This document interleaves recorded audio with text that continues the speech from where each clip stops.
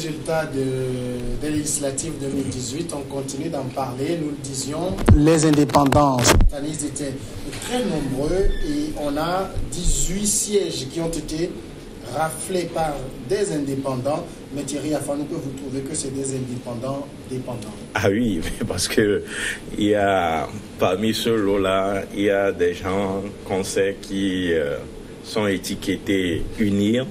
Malheureusement, on les retrouve sur des listes d'indépendants. On a vu même des cadres UNIR battre campagne pour certaines listes indépendantes. Je veux parler de la directrice de cabinet du président de la République chez elle à Vaud, dans le Vaud. Elle a battu campagne, je crois que c'est la liste à Lodé ou quelque chose comme ça. Alors le oui, voilà, elle était venue en renfort, hein. Elle a prêté main forte à cette liste-là. Je crois que tout cela, c'est parce que la C14 n'a pas participé à ces élections et UNIR voulait, en tout cas le parti au pouvoir voulait, ceux qui vont l'aider. Ça serait trop fort, mais c'est ce qu'il faut dire, l'aider à construire le pays, parce que on estime que, en tout cas, les partis comme l'ANC, le CA, l'ADI et les autres, c'était eux l'obstacle pour aller aux réformes. Aujourd'hui, ces partis-là, je dirais Dieu merci, ne sont plus à l'Assemblée nationale. Donc on attend de voir si réellement le parti au pouvoir est de bonne foi pour que finalement nous puissions avoir ces réformes-là. Et si jamais les réformes ne sont pas opérées, je doute fort que cette crise-là que nous traversons maintenant depuis plus d'un an soit derrière nous. Donc le parti au pouvoir a intérêt à ce que nous puissions avoir les réformes. Et puis il y a un autre aspect peut-être qu'on ne dit pas assez, c'est la première fois qu'on a assez de bulletins nuls. Plus de, je dirais, 38 000, hein? 38 000 de bulletins nuls. Avant les résultats de la CENI, que j'en ai 118 607 bulletins nuls. Ah, voilà. Donc, c'est aussi, ça dit beaucoup de choses. Certains, par peur, sont sortis le jour, le 20, pour aller voter. Donc, tout cela, ça doit faire réfléchir le pouvoir. C'est vrai que le parti au pouvoir a gagné le pari de la diplomatie, parce que vous avez suivi tout comme moi ce qui s'est passé l'autre fois à Abuja et où, à ma grande surprise, on a vite fait d'enterrer la feuille de route. Or, la feuille de route ne se limitait pas seulement à l'organisation des élections du 20 décembre. Il y a le vote de la diaspora, personne n'en parle plus. Il y a la libération des détenus, je dirais politiques. Et il y a un nombre conséquent qui sont encore derrière les barreaux. Personne n'en parle. Il y a même la question des réformes. Dans le communiqué, la CEDEAO disait que la garantie, comme quoi il y aura ces réformes-là. Mais cette garantie, cette assurance a été toujours donnée depuis 2006 à la signature de l'APG. Mais les réformes, on ne les a jamais. Voilà là où nous sommes aujourd'hui. Et puis, il faut le dire. Je crois l'avoir lu quelque part. Si cette façon de gouverner ne change pas, je crois que devant nous, il y aura encore problème. D'accord. Puisque nous parlons des indépendants, on va donner rapidement leur score. Bâtir a eu 2 sièges, AV En Marche a 1 siège, Doumenio 2 sièges, alors les Douveau 2 sièges, ISOP 2 sièges, CRAD, Cercle de réflexion et d'action pour le développement 3 sièges, pour construire 2 sièges, Nouvelle Vision 1 siège, LIRE, c'est-à-dire Liste des indépendantes pour la République 2 sièges, et Conscience patriotique 1 siège. Constant un mot sur par rapport à ça. Au-delà de tout ce qu'on peut reprocher à ces candidats ou bien à ces listes, si vous prenez la liste de Bâtir, c'est la seule liste qui a véritablement battu campagne. Ils ont beaucoup communiqué. Et aujourd'hui, les résultats sont là. Et dites, et tenez-vous bien. Et tenez-vous bien, c'est à Lomé. Et c'est à Lomé que, à Lomé où la contestation, où je dirais le boycott a été plus remarquable, que cette liste-là s'est arrangée pour sortir avec 2 sièges. Constatez-vous, 18 sièges pour les indépendants, c'est assez stratégique de la part du pouvoir selon vous? Bon, on conçoit que ce n'est pas vraiment des indépendants. Je me suis déjà interrogé pourquoi le parti au pouvoir uni n'avait pas positionné les candidats dans un certain nombre de circonscriptions, alors que ce parti avait déjà obtenu des sièges dans ces localités. Est-ce vraiment une stratégie politique? Je ne saurais l'affirmer, je ne suis pas dans les méandres du parti. Je ne partage pas non plus la logique selon laquelle les cadres UNIR se sont transformés en indépendants parce que la C14 ne participe pas. Ce n'est pas une logique. La C14 ne participant pas. Mais vous convenez avec moi qu'il y a des cadres UNIR qui se sont retrouvés sur des listes d'indépendants? Là, je n'ai pas vérifié ces listes d'indépendants. Vous voulez que je vous cite des noms? Pardon, laissez-moi terminer mon raisonnement. La non-participation de la C14 ne justifie pas que UNIR ne positionne pas des candidats dans un certain nombre de circonscriptions. Ça ne se justifie pas. Ou peut-être, moi, je me disais que UNIR aurait eu peur de perdre devant la C14 si jamais la C14 s'était positionnée dans ces circonscriptions-là. C'est pourquoi UNIR s'est désisté, n'a pas voulu positionner Malheureusement, la C14, par son habitude, n'a pas participé aux élections. C'est comme ça, moi, je comprends la chose. Sinon, je ne comprendrais pas. Quand le boulevard est tout ouvert, que le parti ne positionne pas, ça n'a pas de sens. Alors, combien de candidats indépendants sont des cadres de UNIR sur les 18? Je ne sais pas. Vous avez un exemple peut-être, ou deux. Je ne saurais vous suivre et vraiment être convaincu dans votre logique selon laquelle c'est ce jeu-là auquel le parti UNIR s'est livré. Mais ce que nous devons remarquer, que ce soit des militants ou des cadres du parti UNIR, que ce soit des citoyens comme n'importe qui, on a le droit d'être, quand on remplit les conditions, on a le droit d'être éligible. On a le droit. Et celui qui se sent capable à déposer sa candidature, certains se sont fait élire, d'autres non. Ça, c'est un constat que nous devons faire à l'étape actuelle.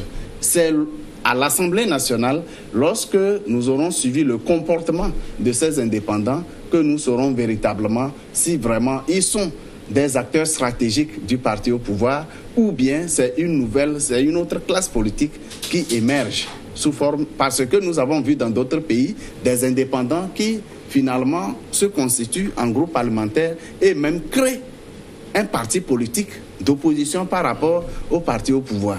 Pour le moment, nous n'avons que les résultats provisoires. Nous ne pouvons pas...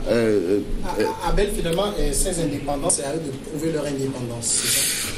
Oui, mais au fond, quand on dit indépendant, ça ne veut pas dire forcément que vous n'êtes pas membre d'un parti politique. Ça veut tout simplement dire que vous ne vous êtes pas présenté sous la bannière d'un parti politique. Donc, j'ai été un peu surpris par le refus de mon aîné Constant Lemou de se projeter, parce que l'analyse politique, c'est aussi celui qui se projette. Mais avant, j'avais une parenthèse, une information à donner par rapport au sondage dont on parlait, et pas au sondage, au taux de participation. Mais il faut dire qu'au Togo, c'est par rapport au nombre d'inscrits, enfin le nombre qui s'est fait recenser, qu'on calcule le taux de participation.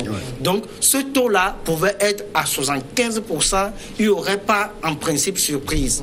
Parce que c'est par rapport à ceux-là qui se sont fait enregistrer qu'on calcule le taux. Si c'est 10 personnes qui se sont fait enregistrer et que sur ces 10-là, il y a eu, disons, 5 personnes, on dira que c'est seulement 5 personnes, mais ça fait 50% de participation. Oui. Donc, il y a ça. Mais en France aussi, c'est la même chose. Hein. Contrairement aux pays comme les États-Unis ou l'Allemagne, où on calcule le taux de pourcentage en fonction de la population qui a l'âge de voter. Oui. C'est par rapport à ça qu'on calcule ça dans ces 2 pays. Maintenant, pour revenir aux vous me comprenez que nous devrions avoir un taux de participation beaucoup plus élevé s'il n'y avait pas eu cette terreur qui s'est emprise de la population. Effectivement. Et pour revenir sur ces indépendants, c'est vrai, on l'a tous remarqué. Moi, je ne suis pas sûr que c'est par peur que UNIR n'a pas voulu positionner certaines candidatures dans certaines circonscriptions électorales. Je pense, même si je sais que ce n'est pas le cas du Constat Le Bon, je pense que certains minimisent un peu je ne veux pas utiliser un terme à la mode, le labo. Certains minimisent un peu le groupe de réflexion de UNIR.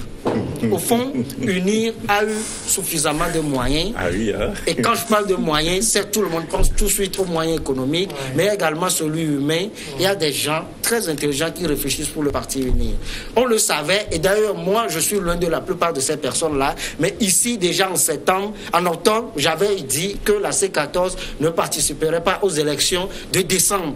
Et donc, si moi je pouvais le dire, il y a au moins une dizaine d'UNIR qui devaient le savoir aussi. Parce que ce sont des gens qui ont plus de moyens que moi, par exemple, pour ne réfléchir que sur ça. Alors que moi, il faut aller chercher autre chose. Donc, ils le savaient très bien qu'avec cette ambition ou avec cette décision de boycott du recensement, ce sont les élections qui seront boycottées. Maintenant, c'est parce qu'ils le savent qu'ils n'ont pas positionné de liste dans ces localités, parce qu'ils se sont dit, attention, ces personnes-là, si nous ne savons pas faire politiquement, je parle de politiquement, nous les battons, parce qu'aujourd'hui, la C14 devient, ou les partis membres deviennent tous des partis extra-parlementaires. Et en démocratie représentative, vous êtes aujourd'hui marginal. Parce que, comme eux-mêmes l'avaient dit, au moment de la négociation avec la CEDEAO, il n'y avait pas d'inclusivité parce qu'il y avait certains partis qui pesaient au niveau de la mobilisation, d'autres qui pesaient au niveau du Parlement et d'autres qui étaient entre griffes des partis satellites, ce n'est pas péjoratif, des partis satellites qui leur donnaient le droit également d'accompagner le reste. Aujourd'hui, c'est normal, vous êtes dans la démocratie représentative, vous n'êtes plus au Parlement, vous êtes minoré. De fait, la définition de l'opposition au Togo, c'est ça, une opposition s'entend de l'opposition parlementaire. Justement, donc vous êtes minoré. Et donc, UNIR le sait. Nous allons battre ces personnes si tout va bien. Mais attention, cette victoire risque de se retourner contre nous si nous avons au moins les 4/5e. UNIR pouvait avoir plus que ça. Moi, je ne vois pas quelle liste d'indépendants pouvait battre UNIR. Justement, même l'UFC, en bonne et due forme. Non. Donc, ils se sont dit, attention, on se retire pour faire tout pour ne pas avoir les 4/5e. UNIR était prêt, parfois, même, c'est une manière de parler. S'ils avaient fait des calculs, ils étaient sûrs qu'ils allaient avoir 4/5e à faire campagne contre le parti lui-même pour que dans certaines localités, on ne vote pas pour lui. Alors là, j'ai compté pour la liste des indépendants il y en a 10. Est-ce qu'il faut s'attendre à un groupe parlementaire d'indépendants? Parce que c'est les 10 répartis sur toute l'étendue du territoire. Hein. Oui, mais les gens qui se connaissent, qui vont à l'Assemblée. Mais encore, il faudrait qu'ils aient les mêmes objectifs. Parce que vous avez suivi un tout petit peu la campagne électorale des uns et des autres. C'est pas forcément le même programme, la même vision. C'est vrai que eux tous sont pour les réformes institutionnelles et constitutionnelles, mais au-delà de ça, beaucoup se sont engagés pour le mieux-être des Togolais. Donc, je vois mal, même si jamais ils arrivaient à se constituer, ça n'arrangera pas le parti au pouvoir. Et je me dis qu'il ne va pas faciliter les choses dans ce sens-là. Aujourd'hui, on veut avoir un débat pluriel à l'Assemblée nationale pour nous permettre, en tout cas, pour que nos thèses ne se retrouvent pas avec des incongruités, comme c'est le cas avec le statut de l'opposition, où il suffit seulement de déclarer à l'Assemblée nationale qu'on est de l'opposition. Pendant ce temps, on peut gouverner